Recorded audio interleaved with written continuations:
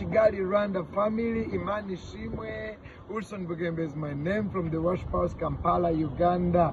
Katonda, yabadde mwene nsonga.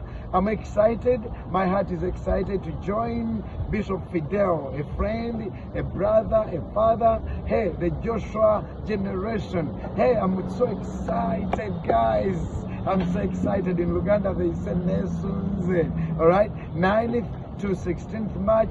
Hey, it's gonna be fire right there at Foursquare Church, Bishop Fidel. I'm so excited. Are you? Come, let's worship, let's dance, let's praise the Lord, let's hear the word. You never know, you might be the one God is looking for. You might be the Joshua. Let the light shine. I'll see you soon.